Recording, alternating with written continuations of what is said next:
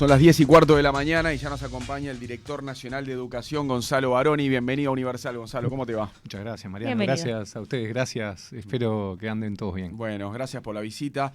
Vamos a empezar un poco con algunas cosas que dejó la UNESCO sobre la enseñanza en Uruguay.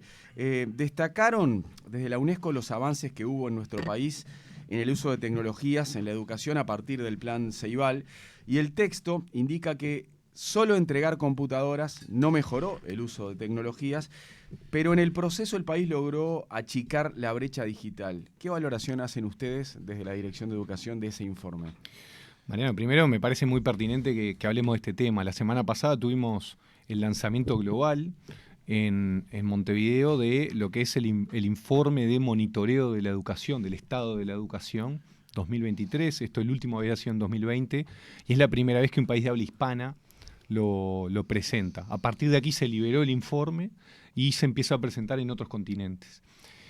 Eso en primer lugar lo quería destacar porque reconoce al Uruguay como un lugar donde poder hacer este tipo de eventos y donde lanzarlo, y por la trayectoria que se tiene. Vinieron todos los ministros del Mercosur, ministros de Latinoamérica, las principales autoridades de UNESCO en temas educativos, y el coordinador de este informe que, como tú decías, habla un poco de, tomando el ejemplo también de Uruguay, sí, de que no alcanza con dar un aparato físico, sino que hay que trabajar un poquito más. De hecho, pero fue importante darlo en su momento. No, fue importantísimo. Bueno, por algo estamos aquí y aquí mismo en este micrófono me han escuchado hablar bien de la buena política de Estado, que es el Plan Ceibal. Que política de Estado se transforma cuando el siguiente gobierno de un palo distinto toma la decisión de decir, bueno, vamos para adelante, vamos a profundizarlo, cuando se mantienen muchas de las personas que lo arrancaron desde el comienzo y cuando se reconoce públicamente que fue una buena decisión.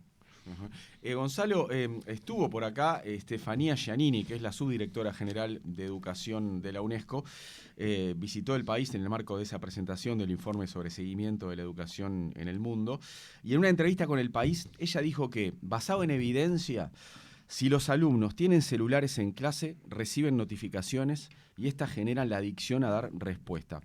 Generan una clara distracción dentro del aula, dijo ella, y agregó, el informe señala que para volver a recuperar esa concentración, los alumnos necesitan unos 20 minutos.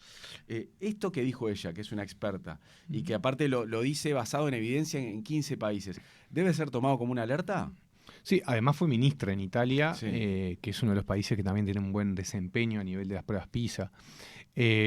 Estefania lo que plantea, que lo decía el informe, es, y algunos medios internacionales, por ejemplo en Inglaterra, pusieron el titular UNESCO dice que hay que prohibir los celulares en la clase. No viene por ese lado la recomendación, lo que sí dice es que el aparato está ahí y que es una problemática si no se lo incorpora a los procesos de aprendizaje. Yo recuerdo una carta de Leo Haber, ¿se acuerdan? Cuando, sí, me acuerdo. Cuando renunció a dar clases, siendo docente, decía, yo no puedo más, se sí, pudrió porque dice, yo estoy dando clase y están en otra. Piqui, ¿no? Y que creo que eso ha avanzado. Y renunció a dar clases. Pero sí, hoy acá en Uruguay, pues no tengo claro porque yo hace años que no soy estudiante, ¿qué indican los protocolos, si hay un protocolo al respecto? Cuando un alumno está usando el celular en clase, ¿el profesor qué debe hacer? No hay un protocolo claro, eso queda decisión de los docentes. Hay algunos centros educativos... No se lo puede quitar. No, a nivel público no se lo puede quitar. No. Hay algunos centros educativos privados que me consta que marcan la pauta que al comienzo de la jornada se los retiran. Ajá, y al final se los devuelven. Hay algunos docentes que en el sector público plantean que es necesario no usarlo o hacen un aviso al comienzo de la clase o al comienzo del año del curso diciendo, che muchachos, no lo usemos. Suena lógico que al principio de año primero el profesor marque la cancha y que al principio de clase por las dudas avise. No, y también hay que discriminar en las edades, ¿no? Yo creo que es muy distinto un ámbito universitario donde uno puede usar el teléfono, del mundo adulto. Uno va a una universidad porque quiere estudiar cierta carrera, bueno, responde un mensaje y lo guarda y debería de entenderlo siendo una persona adulta. ¿Sabes que yo creo que durante los 45 minutos de clase ni eso? No. Ni responder un mensaje. A mí lo que sí me preocupa son los niños que cada vez más tienen teléfono, porque a los niños hoy por hoy de 8 o 9 años les regalan un teléfono, y que esos niños vayan con los teléfonos a la clase.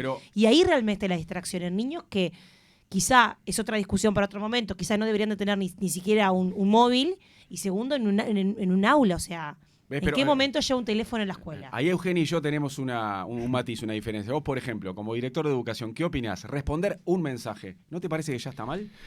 El dato que decía la subdirectora general de que demorás 20 minutos en reenganchar es una estadística, es un dato. Por más o que sea, leas una cosa y Y a respondas la lees un una mensaje. cosa, Hay clases de 45 minutos. ya pegaste la distraída. Yo creo Sí. que el uso del celular en la clase es una muy buena oportunidad para que el docente al principio del año o al principio del curso o que lo reitere cada tanto genere un acuerdo con los estudiantes. Que genere un acuerdo, y con esto no estoy diciendo, che, hagamos una asamblea, no, pero es, muchachos, miren qué pasa esto, si utilizan el celular, la clase, yo no voy a llegar a dar algunas cosas, vamos a tener que quedarnos algún rato más, algunos temas no les voy a dar, y me parece que esto va en contra de ustedes. Pero tiene derecho Eso a estamos sancionar hablando- el docente, ¿no? El docente tiene derecho a sancionar a un alumno. Pero si él marcó la pauta. Si en reiteradas ocasiones. Pero si utilizó marcó la el celular, pauta, no hay ninguna normativa. Si marcó la pauta de alguna Sí. forma, o si el equipo Pero si directivo... distrae, si suena el teléfono, no tiene. Claro, y no tiene- le dan bola y lo siguen puede Claro, observar. Claro. Pero en realidad no hay una normativa clara y vamos a partir de la casa. Yo parto de la libertad de las personas. ¿Por qué tienen celulares cada vez más chicos y podemos discutirlo y demás? Hay un tema de los padres que están todo el día en la jornada laboral y es una forma de saber en qué andan, cómo están. Que después se utilizan para otras cosas, sí, bueno, esa es la otra discusión. Utilizarlo en la clase y también utilizarlo para qué. Yo también soy docente universitario, cuando estoy, y la mitad te pasan que te miran y demás, algunos los tenés por Zoom, algunos los tenés por algunos espacios, y es muy difícil engancharlos. ¿Cómo lo podés enganchar? Y bueno, llamando la atención, teniendo un poquito de control de la clase y utilizando el teléfono como un aspecto pedagógico y no como algo para prohibir. Yo creo que si lo prohibís de antemano en la clase, además de ser antipático, es un poco contracorriente de lo que hoy en día estamos. Fíjense, Subestimos hay una el uso del estadística. teléfono. Yo entiendo la tecnología que avanza, Bueno, pero entiendo el plan fíjate la Ceibal. estadística. ¿Cuántas Un veces teléfono, un niño en la abriste el clase, celular? no estoy de acuerdo. ¿Cuántas veces abriste el celular? Nosotros que somos adultos mayores y creo creer que bastante responsables, lo miramos 50.000 veces en el día. Sí, Y correcto. estamos en una reunión, en una conferencia, en una jornada laboral. La jornada laboral es igual de importante y sin embargo vos pasás por las oficinas, pasás por los espacios de laburo, mirás los conductores de ómnibus, está todo el mundo mirando el celular de alguna forma. Eso es Entonces, gravísimo, ¿no? bueno, pero la cosa es si está en el momento que está manejando, pero el que lo está mirando en la paradita, lo mira, le escribió su pareja, le escribió alguien, yo qué sé, no sé. Yo creo que la discusión va por otro lado. Ahora, hay países que es han ido cómo controlar. por la prohibición. Países Bajos, por ejemplo, fue por la prohibición. Hay ciudades de Escocia que también han llegado a un común acuerdo. E incluso en esos casos los padres dicen ¿cuánto nos ayudan con esto? Claro. Porque no tienen la presión social de tenerlo. O sea, si ustedes lo prohíben a nivel institucional, como va a ser Países Bajos ahora creo que a partir de enero del año que viene, Sí. ustedes nos están ayudando a que nadie lo pueda tener, entonces no tengo la presión social de que me diga, sí, pero fulanito lo tiene, sí, pero fulanito, ¿por qué yo no? Toda esa historia que los niños utilizan siempre como de Sí, es un recurso de niños. digamos, de que bueno, después estás en tu derecho de plantarte o no. Pero te quiero decir, ayuda. Sí, yo creo que puede ayudar. Para mí tiene que ser un acuerdo del equipo directivo. Que no puede ser que a nivel central las autoridades en Montevideo le digan a todos los liceos. ¿No estás y de a acuerdo sur con lo del que hace país? Países Bajos, por ejemplo? No estoy de acuerdo porque además también el otro día, es como los titulares que el otro día salió que Suecia está volviendo a los libros y está sacando los dispositivos electrónicos de las clases. Bueno, Sí, es otra yo creo que depende también los tipos de sociedades, los tipos culturales y las cosas. No creo que todo sea aplicable al Uruguay como se está aplicando en otros países. Ok. Gonzalo, ¿el gobierno nacional debería esforzarse para darle hoy a la ANEP lo que está pidiendo de presupuesto en esta rendición de cuentas? Yo creo que la educación tiene una discusión, como casi todas las políticas públicas, de frazada corta. Casi siempre la discusión pasa de que es necesario más presupuesto y casi todas las veces es muy difícil revisar lo que uno está llevando adelante. Cuando uno mira los gastos en general de todos los gobiernos, para evitar un poco colores para un lado, o hinchada Nacional Peñarol o Liverpool, que ahora es campeón, yo creo que lo que hay que tener claro es que no siempre tener más plata es la mejor solución. En este caso, la ANEP hizo una evaluación de que, dada la transformación educativa que está llevando adelante, necesitaría más dinero. También hay otras discusiones que son laterales, por ejemplo, el tema que ustedes lo tienen bien presente, el decreto que salió el otro día regulando las faltas médicas, por ejemplo, que sucede y que afecta enormemente el presupuesto de la ANEP. De hecho, es una de las instituciones públicas que tiene el mayor porcentaje de ausentismo. Y esto es, porque los docentes faltan más, no, es porque hay determinados incentivos que capaz no funcionan bien. Yo creo que hay que trabajar para revisar mejor lo que tenemos y sí, si es necesario aumentarlo, solicitarlo, como lo está haciendo ANEP de esta forma, y que las bancadas de legisladores están discutiendo para ver dónde obtienen esos fondos. Y a propósito de la rendición, el presidente de la Academia Nacional de Ciencias, Rafael Radi, el ex coordinador general del GACH, también reclamó más presupuesto para la investigación científica en Uruguay. Lo viene haciendo hace tiempo, pero bueno, ahora que estamos en época de negociación y de rendición de cuentas, lo reitera. Radi considera que en esta rendición el Parlamento podría priorizar el tema con el objetivo de financiar investigaciones y también de retener a los jóvenes científicos que se van del país. Él está preocupado por eso. ¿No llegó la hora de darle a la ciencia lo que está pidiendo? Yo estoy convencido, lo hablé con Rafael, aparte porque él me comentó, él iba a desayunos de uno de los semanarios de este país. De búsqueda fue ahí, ¿no? Sí, y hablamos los días previos porque tenía algunas consultas con temas educativos y la verdad, yo trabajé con él cuando estábamos con el grupo asesor científico y yo estoy convencido que hay que trabajar más en áreas de investigación, hay que aumentar de alguna forma el trabajo, sí. Yo creo que lo que hay que tener también claro es la distribución de la investigación y dónde está llegando la ciencia en el país. Hoy en día tenemos una alta concentración en el área metropolitana, sobre todo en Montevideo, y una cosa que hablábamos con Rafael era la posibilidad de que existan también centros de investigación en otros lados. La Universidad de la República trabaja en parte en eso, la UTEC trabaja enormemente en eso y ha tenido también aumentos presupuestales. Las universidades privadas en menor escala y después habría que buscar también actores privados. Acá el principal problema, y esto lo han escuchado al presidente de la República, al ministro de Educación y Cultura y también a gobiernos anteriores, es que Uruguay, cuando ves los indicadores de ciencia y tecnología, tenemos no tan alto el porcentaje de presupuesto para la investigación, pero sobre todo lo que no, lo tenemos casi nulo es en el sector privado. El sector privado no tenemos investigación no tenemos plata para investigación. Y en el mundo, cuando vos mirás países de punta que están en los primeros lugares en la investigación, el principal esfuerzo no es del sector público. A ver, la pandemia no cambió eso, Gonzalo, teniendo en cuenta la investigación que hubo que hacer a contrarreloj, cómo los privados entraron, cómo los laboratorios entraron, porque en realidad ahí hubo que sacar un vagón de dinero para pagar lo que en aquel momento se entendió que era la solución, que eran las vacunas, y eso es la investigación científica también por privados. Sí. ¿Se aprendió algo de esa experiencia? Yo creo que ahí hubo más implementación que investigación por parte de los privados. Hay muchos. Vacunas, sí, capaz que no, o sea, no investigación no nacional, por bien bueno, que no, pero no en el Uruguay. Pero todos los movimientos que hubo a nivel logístico de nosotros, cómo nos regulábamos, cómo trabajábamos, cómo nos movíamos, eso es una investigación científica que hacía el GACH. Por eso, investigación y desarrollo, que es cómo se mide, por ejemplo, cuando te consultan para llenar los indicadores a nivel nacional de cuánto gasta cada unidad en determinadas cosas. A mí me tiene en cuenta, por ejemplo, la investigación que nosotros hacemos en clubes de ciencia en todo el país, que tenemos niños desde la escuela hasta formación docente. Bueno, yo también participé y es de las mejores experiencias, porque desde chiquito tenés el pensamiento científico, te estás metiendo en eso y después, capaz, en una oportunidad te metes en una carrera científica. Una cosa que pasó, ya que nombrás el tema de lo que sucedió en la pandemia, es la Universidad de la República recibió un aumento gigante en carreras científicas durante la pospandemia, sobre todo el año 21 y el año 22. Ahora está volviendo a bajar y hay mucha gente que ha abandonado. Yo creo que hubo un pico, hubo como una efervescencia que hay que apoyarla. Yo creo que hay que apoyarla por parte del Estado. Lo que sí quiero decir es que muchas veces nos comparamos con el exterior. En el exterior, el fundamento principal de la investigación no viene por el sector público. Nosotros porque estamos acostumbrados a un Estado presente en todas las áreas de nuestra vida, que como Estado benefactor, yo creo que es importante. Lo que sí, Uruguay, si quiere crecer a largo plazo, tiene que empezar a involucrar otro tipo de inversiones, privados, que son las potencias. ¿Por qué? Porque además, y acá sí voy a discrepar con algún oyente que después te puede mandar un mensaje, te puede decir, bueno, capaz no están así.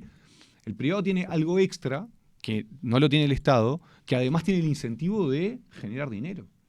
Entonces, muchas veces, no tiene tope a la hora de poner inversiones en determinadas áreas. ¿Por qué? Porque al final del día también va a tener un beneficio. El Estado tiene un beneficio, sí, pero ahí también depende de los gobiernos de turno, también depende de cómo se termina gastando y también depende de las áreas prioritarias por parte del gobierno. Ahora, lo cierto es que cuando vino la pandemia y estábamos todos asustados, todo el sistema político decía, sí, hay que ponerle plata a la ciencia, y llega el momento de poner plata y hay retranca. Y sí, la frazada corta.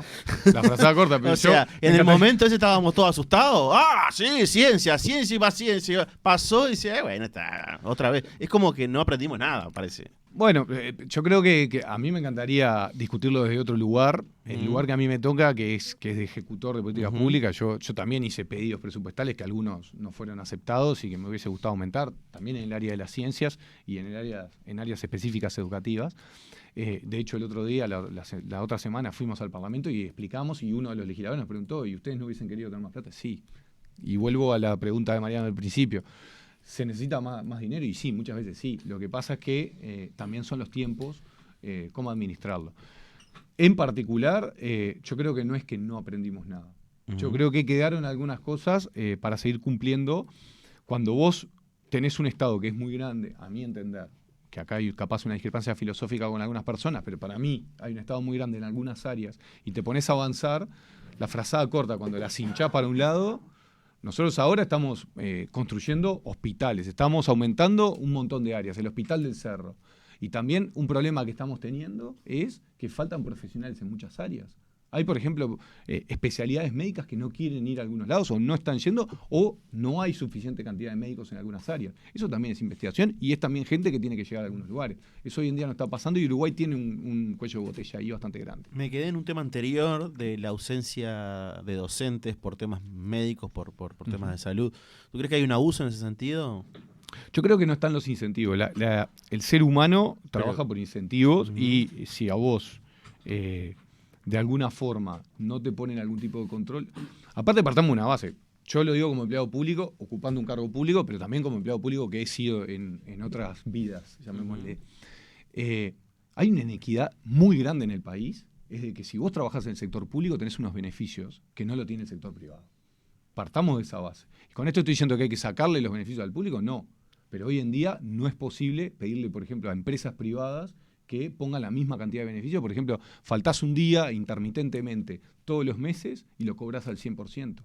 Y eso no te sucede a ti. Vos tenés que hacer todo el tramiterío, BPS para que te lo paguen, en caso de que te lo paguen según la condición. Yo creo que hay también algún tema de punto de partida de nivelación y uno después se tiene que preguntar por qué, dónde se posicionan algunas discusiones o por qué cuando somos tan jóvenes la gran aspiración de mucha gente es adquirir un puesto público. Yo creo que eso no debería ser una de las motivaciones. Pero la pregunta, ¿tú crees que hay un abuso en las faltas médicas? Cuando comenzó este gobierno, y habían algunos datos que también habían surgido en gobiernos anteriores, este gobierno planteó que había, por ejemplo, algunas faltas con 7, 8 y 9 suplencias para el mismo cargo y que se estaban pagando todas. ¿Qué quiere decir esto? Un poco más sencillo para el oyente. Una persona que tomó el cargo, unas horas docentes, licencia médica. Vino otra persona y licencia médica, y así en 6 y 7 oportunidades después, y todos los cargos se pagan. Ese monto de dinero. ¿Pero tú crees que esa gente no está enferma, que está abusando del tema? No, yo creo que la problemática docente para mí no pasa por la cantidad de gente que se está enfermando, sino que pasa que la carrera docente es muy exigente. Es muy exigente al punto tal de que... Bueno, habría que atacar por qué se están informando. Yo creo que hay un gran problema de salud mental, hay un gran problema en traslados, hay un gran problema también de elección de horas. Cuando uno elige horas en una punta de Montevideo y después tiene que ir en 45 minutos, tiene que estar en la otra punta de Montevideo. Una vez te vas en taxi, la segunda vez no podés. ¿Quién paga eso? O sea que el sistema puede estar enfermando también a los Yo creo que el sistema en particular y muchos de los cambios que este gobierno quiere hacer van en esa línea, pero el tema que es un cambio sistémico que nos tenemos que poner de acuerdo, que hay algunos puntos que vamos a estar muy de acuerdo con los sindicatos, que son los representantes de los trabajadores y con los que tenemos que obligatoriamente y convencidamente tenemos que negociar. El tema es que hay cosas que hay gente que no quiere cambiar. ¿Gente como quién? Y bueno, algunos actores sindicales, hay, por ejemplo, algunos temas de estatuto docente que no lo quieren cambiar. El tema de todos los años elegir horas. Yo tengo que llegar a diciembre y no saber dónde voy a estar en marzo del año que viene dando clases. No puede ser que cuando se plantea hoy en 6 departamentos del país, porque pudimos llegar a 6 porque no se pudo aumentar más por algunos conflictos y algunas discusiones que había, pero en 6 departamentos del país uno elige horas y se mantiene 3 años en la misma escuela, el mismo liceo y la misma UTU. En el resto de los departamentos no es posible. Gonzalo, ¿cómo va a ser el Sistema Nacional de Becas que están discutiendo ahí en la Comisión Coordinadora de la Educación? ¿De qué se va a tratar? Nosotros hicimos un planteo a partir de el Instituto Nacional de la Juventud. Nos viene a plantear, ellos tienen la ciudad universitaria, que está acá a muy pocos metros, donde es una beca estudiantil de perfil alojamiento, acompañamiento social. Después hay otras becas de las intendencias, becas de Universidad de la República, becas de la UTEC, que acompañan con lo económico. Y nosotros, por ejemplo, el Ministerio de Educación y Cultura, acompañamos en secundaria y en UTU con transferencias monetarias. Cuando empezamos a conversar con el INJU, nos dimos cuenta que había una enorme cantidad de becas que está dando el Estado, pero Gonzalo quiere ser becario y tiene que agarrar y saber, que alguien le diga, que alguien le comente, che, mirá que está esta beca, mirá todo otro. Entonces dijimos, bueno, arranquemos sistematizando toda la información. Hicimos un documento, nos reunimos con todas estas instituciones que nombré, también el Fondo de Solidaridad, INEFOP, la Agencia Nacional de Investigación. Juntamos toda la información, hicimos un documento único que dice cuáles son todas las becas que existen en el país.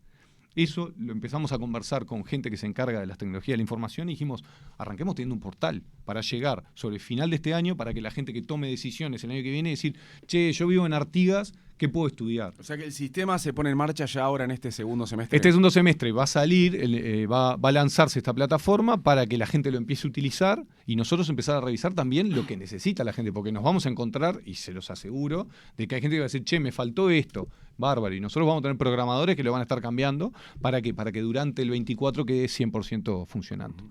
En otro orden, el sindicato del IABA está denunciando que el liceo sigue acéfalo y están reclamando reintegrar al director, a Leonardo Ruiz Díaz, ¿no? Que fue separado del cargo en abril de este año, recordemos, tras negarse a desalojar a integrantes del sindicato estudiantil del Salón Gremial. ¿Cómo siguen ustedes esta situación desde la dirección? Bueno, en particular, voy a hacer como la caja de cigarros, vieron que aclaro, fumar es perjudicial para la salud. Bueno, el Ministerio de Educación y Cultura no viola la autonomía de la ANEP. Yo puedo hacer comentarios, pero o sea, no tomo las decisiones. Las decisiones son de la ANEP, que es autónoma. Digo por las dudas, para aclarar esas cosas. En particular, lo que sucedió ahí fue una violación de la línea jerárquica. Digo para aclararlo porque a veces hay gente que me sigue preguntando al día de hoy qué fue lo que sucedió y por qué corrieron al profesor o por qué lo movieron al profesor de ese lugar. Hubo una violación de la línea jerárquica de órdenes directas por parte de las inspecciones que le dijeron que tenía que tomar determinada decisión. El director no tomó esa decisión y jurídica le asesoró que había que moverlo de ese cargo hasta tanto se termina de resolver el sumario. Después quedó acéfalo y estuvo primero algunos docentes que le correspondían a ocupar ese lugar y después a través de las inspecciones. Pero, como lo que hablábamos hoy, tenemos un estatuto que es un poco rígido y que para ocupar ese lugar hay que cumplir determinados procedimientos. Por lo tanto, entiendo y lamento que todavía no se haya cubierto ese cargo, pero hay un proceso burocrático ahí que se tiene que cumplir. Perdón, Mariano, ¿se presentan efectivamente puestos para ese lugar? Porque enseguida inmediatamente que pasó este conflicto, que sacaron a Ruiz Díaz de la dirección y todo lo que se generó a nivel sindical, gremial de los estudiantes, a nivel social también, se decía que realmente cuando se abría el llamado, allí no se notaba nadie. Bueno, a nivel social, el propio dirigente estudiantil que hizo eso, que dijo que tenía 30 personas que se habían reunido para tomar esa decisión y para parar el liceo. Yo no sé si hubo tanto ruido social, yo creo que hubo un poco más de ruido de opinión pública, pero no sé si hubo tanto ruido social. Pero más allá de eso, hay gente que internamente le correspondía interinamente tomar ese cargo y que legítimamente dijo, no lo quiero tomar porque discrepo, porque no estoy de acuerdo, y también en solidaridad con su colega. Claro, eso ha pasado mucho, Gonzalo, que hay mucha solidaridad dentro de los colegas porque creen que fue mal corrido del puesto del director del IABA. Es válido. Lo que sí, hoy en pero día... no es tan válido en el sentido de que siguen pasando los meses y sigue sin director. Sí es como mal, un boicot termina siendo. Bueno, lo que sí está mal es que al tener acéfalo, un centro educativo de referencia, como es el IABA, cualquier centro educativo, pero en particular un centro educativo de referencia, uno puede decir, miren, yo no estoy de acuerdo que hayan sacado a María o Pepito o a José, pero esto si no tenemos a alguien adelante, lo que estás afectando en definitiva son los estudiantes y el funcionamiento. Además de denunciar eso, de que quedó acéfalo, también el comunicado del gremio apunta a otro incumplimiento. Ellos dicen que las autoridades de ANEP mintieron cuando dijeron que le iban a dar otro salón a los estudiantes que al día de hoy no tienen. O sea, dicen que hoy no tienen ningún salón gremial todavía. ¿De qué manera ustedes pueden colaborar desde el Ministerio de Educación para solucionar el tema con el CODICEN? Nosotros podemos colaborar con el diálogo, pero como decía hoy al principio, nosotros no tomamos decisiones. Yo lo que tengo es la información por hablar con mis colegas de ANEP. Lo que tengo entendido es que estaban buscando un lugar para darles específicamente ese espacio de reunión que corresponde y que está bien, pero el tema de si hay incumplimiento o si no hay incumplimiento, vamos a partir de la base el orden de los incumplimientos. El primer incumplimiento fue, esto no es un salón gremial, necesitamos el pasaje para que haya una accesibilidad para el liceo. Se le solicitó y se negaron. Ahí hay un primer incumplimiento. Después buscar otro salón, que las autoridades lo dijeron, bien. Y lo segundo que quería destacarte es que el que toma las decisiones ahí sobre la distribución de los espacios es el director, y no tenemos director. Por esto que hablábamos de la solidaridad, que es legítima, que está bien, yo no me voy a meter de la mano de que si a mí afectan a un trabajador, es muy difícil, a un trabajador compañero de todos los días, es muy difícil tomar una decisión en contrario. Lo que sí es, las personas que toman las decisiones son las direcciones. Y si no tenemos director, ¿quién va a tomar esa decisión? ¿Va a venir alguien de afuera? Es difícil. Gonzalo, cambiando de tema, ¿por qué te parece que Laura Raffo representa el Uruguay moderno y pujante? Hiciste un cambio de frente, mirábamos justo a Cavani en la tele acá. Esto es muy dinámico. No, está perfecto. ¿Por qué Laura Raffo? Bueno, en particular, yo siempre he sido militante del partido y me he formado para ocupar este lugar, pero siempre he aportado también con el pienso político. Y yo creo que Laura en este momento le suma al Partido Nacional una visión que no tiene esa continuidad histórica de dirigentes de todos los años, no sale un poco del cerno histórico del partido, sino que viene de su función privada, viene de liderar como mujer determinados espacios, emprendedurismo, espacios muy sociales que entiendo que nuestro partido necesita. Las personas más ancladas, como recién decías, que tengan más historia dentro del partido, un delegado, ¿consideras que ya tienen como diferentes vicios dentro del partido, que una cara nueva, fresca o que viene de otro ámbito, como en el caso de Raffo, que viene del ámbito privado como economista que es, puede aportar algo distinto al país? Entiendo que tener personas que desde su visión profesional, carrera, lo que hayan hecho del exterior y quieren aportar al sistema político es muy necesario, porque rompes con un poco esa endogamia que todo el tiempo hablamos y que te encontrás desde un asado hasta arriba del bondi, que dices, estos son siempre los mismos, son siempre las mismas caras. Entonces, cualquier persona que deje su actividad privada para agarrar y decir, quiero dedicarle al servicio público, le suma. Después, yo no estoy diciendo quién es mejor o quién es peor, yo creo que le suma, le pone otro oxígeno y que además le pone otro pienso.